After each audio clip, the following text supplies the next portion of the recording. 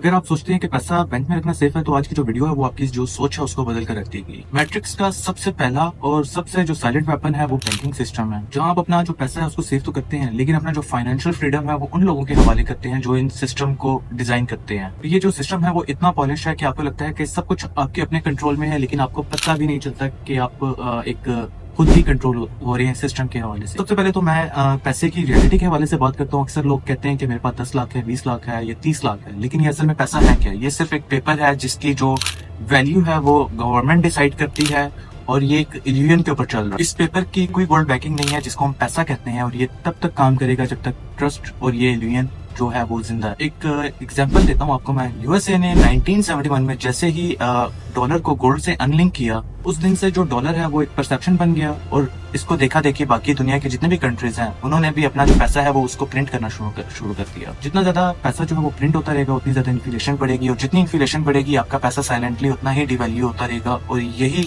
असल गेम है इस मैट्रिक्स सिस्टम की। एक बिलियनर इन्फ्लुएंसर है जिनका नाम है एंड्रयू टेट।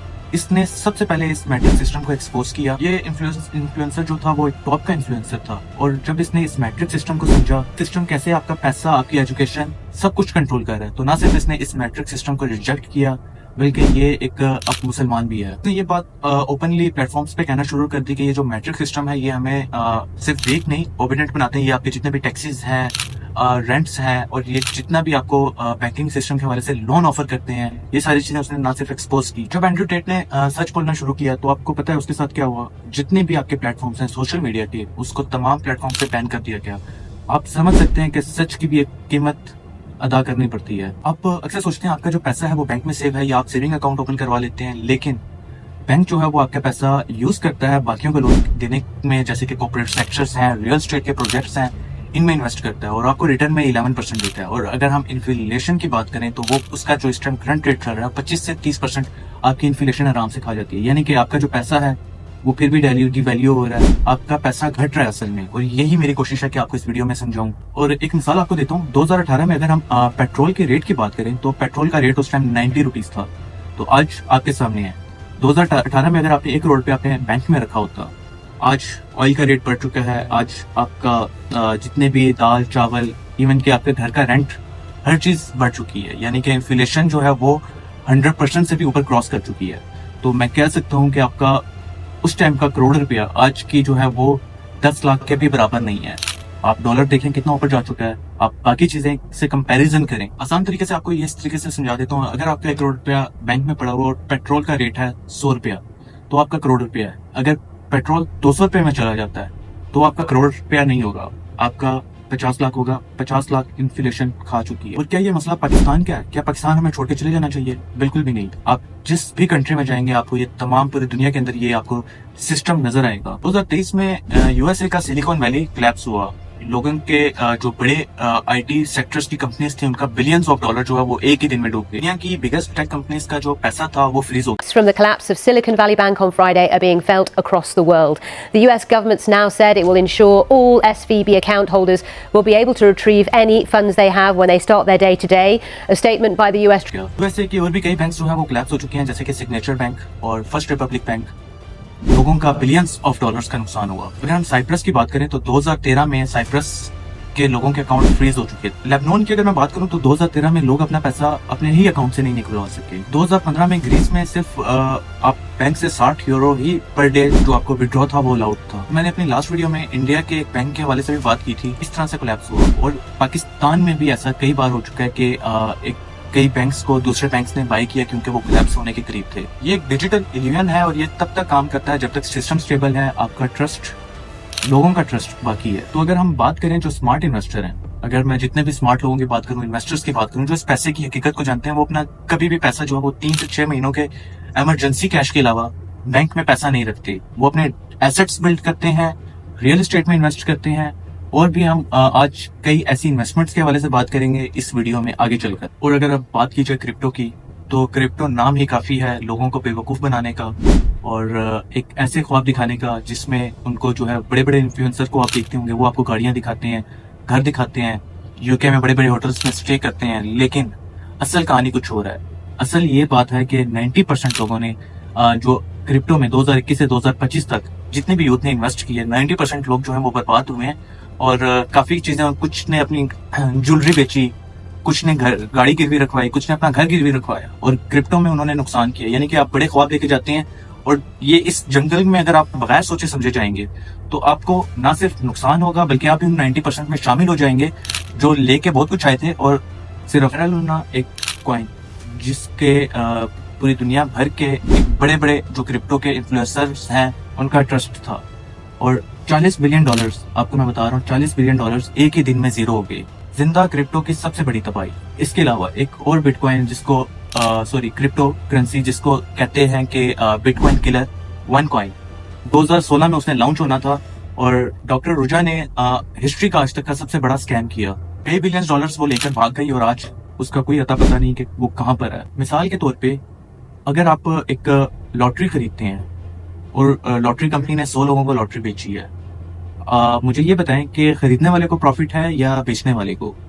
और एक और आपको मैं एग्जांपल देता हूँ कि जो ट्रेडिंग करते हैं बगैर सोचे समझे बगैर सीखे ट्रेडिंग में चले जाते हैं और अपना सारा कुछ इन्वेस्ट कर देते हैं। मैं ये भी नहीं कहना चाह रहा कि आपको क्रिप्टो में इन्वेस्ट नहीं करना चाहिए। देखें, समझें, क्रिप्टो एक जंगल है और बगैर सोचे समझे अगर आप जंगल में जाते हैं तो आप अपनी मौत को दावत देते हैं। जितने भी ट्रेडर्स हैं उनको फैसला जो है वो एक सोच समझ के और टाइमली करना पड़ता है। आपको काफी टाइम मैनेजमेंट चाहिए, आपको काफी ज्यादा रिसर्च चाहिए, आपको एटलीस्ट कम से कम 2 से 3 साल का एक्सपीरियंस चाहिए। और फिर भी ऐसा नहीं है कि आपको कभी नुकसान नहीं होगा क्रिप्टो में ट्रेडिंग के वाले से। हाँ, एक आपको रिकमेंड कर सकता हूँ कि आप अपना जितना पैसा कमा रहे हैं, और सबसे आसान तरीका है कि अगर आप क्रिप्टो में इन्वेस्ट कर रहे हैं तो अपनी कमाई का सिर्फ 1%, यानी कि अगर आपने आज 100 रुपया कमाया है तो उसका सिर्फ 1 रुपया ही आप क्रिप्टो में इन्वेस्ट करें और उसको लेके रखते हैं अगले 5 से 10 सालों के लिए। तो ये आपको लॉन्ग टर्म में फायदा दे सकता है। तो ये अमाउंट वो होगी जो चली भी जाए तो आपको कोई घबराहट या कोई परेशानी नहीं होगी। और इस टाइम लोग जो ज्यादातर इन्वेस्ट कर रहे हैं सिल्वर्स और गोल्ड में काफी इन्वेस्टमेंट कर रहे हैं, क्योंकि आने वाले टाइम में इसका जो रेट है वो काफी ऊपर चला जाएगा। अब बात करते हैं मैट्रिक्स के अगले वेपन की, रियल एस्टेट। मैट्रिक्स का सबसे पावरफुल वेपन है रियल एस्टेट, लेकिन अगर आप इसको समझ जाएं तो आप इस मैट्रिक सिस्टम से निकल भी सकते हैं और इस मैट्रिक सिस्टम के अंदर फंस भी सकते हैं। जिन लोगों ने इसकी पावर को समझा वो आज दुनिया रन कर रहे हैं। आपको एक मिसाल के तौर पे आपने ये डोनाल्ड ट्रंप का एक इंटरव्यू सुना होगा कि जो an incredible piece of important real estate. It's a, you know what I call it, a great location that nobody wants to live in because they really don't. And when they have good living, real living, where Hamas and all of the problems they have, the level of death on the Gaza Strip is just incredible. I don't understand why Israel ever gave it up. Israel owned it. It wasn't this man, so I can. उसने बात की कि गजा को just वो एक real estate देख रहा है। वो चाहता है कि गजा के लोग वहां से जाएं और वहां पे एक होटल्स बनाए जाएं, वहां पे एक टूरिस्ट प्लेस बनाई जाए, जो कि हम एज अ मुस्लिम इस बात को सपोर्ट नहीं करते, लेकिन इससे साबित होता है कि रियल एस्टेट कितनी वैल्यू रखती है। इससे बात साबित होती है कि जिसने इसकी वैल्यू को समझा वो दुनिया चला रहा है, और जिसने सिर्फ प्लॉट का नंबर देखा तो वो जिंदगी भर जो है वो EMI ही पे करता रहेगा। बात करूं सिर्फ रावलपिंडी या इस्लामाबाद सेक्टर्स की, जिसमें इस टाइम मैं भी शामिल हूँ, मैं भी रियल एस्टेट का काम कर रहा हूँ, तो यहाँ पे जो डिमांड है वो इतनी हाई है कि यहाँ पे बॉम्ब फटने वाला है। और अगर आप ये बात अभी नहीं समझते तो कल आप सिर्फ रेंट ही पे करते रहे। मैं यहाँ पे बात करता हूँ कि ट्विन सिटीज की आबादी के हवाले से 2025 की जो रिपोर्ट है, इस्लामाबाद की जो आबादी है वो तकरीबन 30 लाख के करीब है और जो रावलपिंडी की आबादी है वो 60 लाख के करीब है।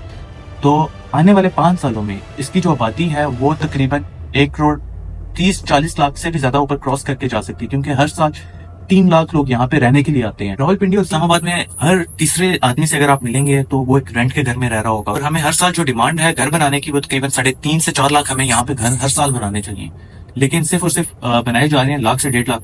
तो आप सोच सकते हैं कि ये कितना बड़ा गैप है, और आप जैसे स्मार्ट इन्वेस्टर्स के लिए एक गोल्डन अपॉर्चुनिटी है कि आप इस गैप को फिल कर सकते हैं। गैप बढ़ता जा रहा है और रेंट की जो रेस है वो तेज होती जा रही है, लेकिन रियल एस्टेट को सोच समझ के इन्वेस्ट करें। अभी भी रावलपिंडी इस्लामाबाद में लोग ऐसी जगहों पे इन्वेस्ट कर देते हैं, फाइल में इन्वेस्ट कर देते हैं, या दूर दराज के काफी दूर इलाकों में ऐसी प्रॉपर्टी को बाय कर देते हैं जहाँ पे आने वाले 15 से 20-25 सालों तक कोई आपको फ्यूचर में नहीं दिखता कि वहाँ पे आबादी आएगी, वहाँ पे लोग रहना शुरू करेंगे।